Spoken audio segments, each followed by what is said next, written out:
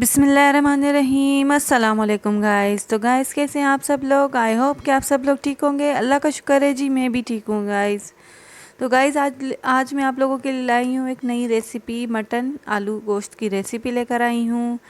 I hope कि आपको सबको अच्छी लगेगी। इजी एंड टेस्टी रेसिपी लेकर आई हूँ मटन आलू गोश्त की। तो मैंने सबसे पहले 2 दरमियानी प्याज को अच्छे से ब्राउन कर लिया था और उसमें मैंने अदरक लहसुन का पेस्ट 1 चम्मच भर के और हरी मिर्चों का पेस्ट मैंने इसमें ऐड कर लिया है और उसको अच्छी तरह से मैंने मिक्स कर लिया है। फिर उसमें मैंने मटन को ऐड कर लिया है। मटन को ऐड करने के बाद हमने इसको अच्छी तरह से भुनाई करनी है और इसी में मैं नमक, हल्दी और लाल मिर्च पाउडर भी ऐड कर लूँगी। तो मैंने इसमें सब कुछ अब इस मसाले इसमें मैंने सब मसाले ऐड कर लेने हैं और इसकी मैंने भुनाई करनी है। तो गाइस इसकी मैंने 2 भुनाई करनी है।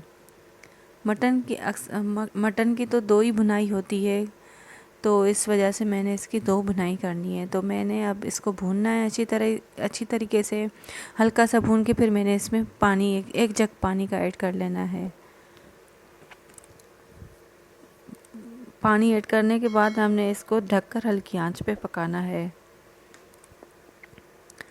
तो फिर हमने इसमें जब हमारा गोश्त गल जाएगा तो फिर हमने इसमें 2 दरमियानी टमाटर को काट के वो भी इसमें डाल दिए हैं। इसमें मैं डाल रही हूँ नमक, हल्दी, आधा चम्मच हल्दी डाल रही हूँ। नमक तो हस्बे ज़ायका ही होता है।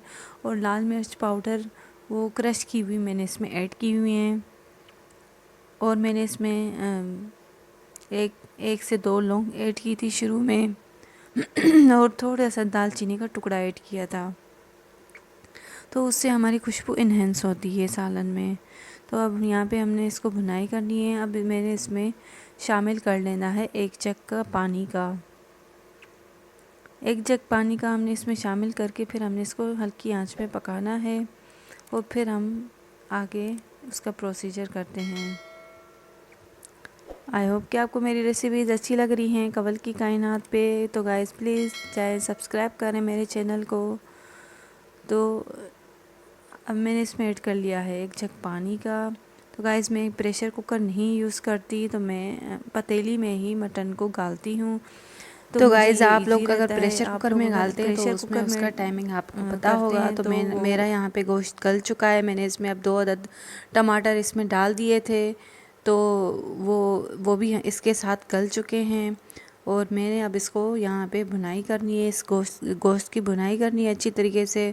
और मैंने इसमें डाला था आधा चम्मच भर के धनिया पाउडर का, तो वो भी हमने इसमें ऐड किया था। उससे खुशबू आएगी। वो बुनाई के टाइम पे ही ऐड करना होता है, क्योंकि वैसे नहीं ऐड शुरू में नहीं ऐड करते हैं।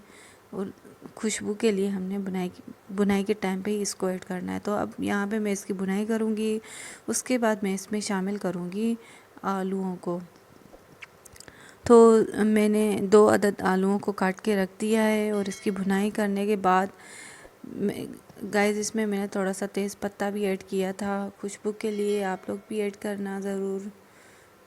तो अब यहाँ पे मेरा गोश्त तो बिल्कुल गल चुका था और अब मैंने इसमें करना था आलूओं को ऐड, और ये झटपट सा तैयार हो गया है सालन।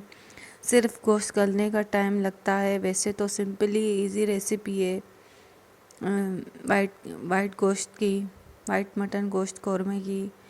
गाइस आप लोग चाहें तो इसमें थोड़ा सा दही भी ऐड कर सकते हैं, उससे भी टेस्ट बहुत अच्छा आता है। तो मैंने अब इसमें शामिल करने हैं 2 अदद आलूओं को हमने इस शक्ल में काट लेना है और हमने इसको थोड़ा सा भूनना है गोश्त के साथ। उसके बाद मैंने इसमें पानी को ऐड कर लेना है, थोड़ा सा पानी जितना हमें शोरबा चाहिए सालन का। और हमने सिर्फ 10 से 15 मिनट तक ही पकाना है और आलू हमारे गल जाएंगे तो फिर हमने इसको डिश आउट करना है। और इसमें मैंने 2 अदद हरी मिर्चों को भी ऐड कर लेना है, ताकि उससे खुशबू बहुत अच्छी आती है सालन में। और हरे धनिया को भी ऐड कर लेना। और गाइस लास्ट में मैंने इसमें ऐड किया था साबित धनिया और एक आधा चम्मच ज़ीरे का और आधा चम्मच काली मिर्च का। इन तीनों का मैंने अच्छी तरह से पाउडर बना के वो लास्ट में ऐड करना है। तो यहाँ पे मैंने इसमें पानी शामिल कर लिया है और अब मैं इसको ढककर 10 से 15 मिनट तक पकाऊंगी और फिर हमारा हो गया है सालन। कैसे यहाँ पे मेरा सालन हो चुका है रेडी और मैंने इसमें हरा धनिया ऐड कर लिया है।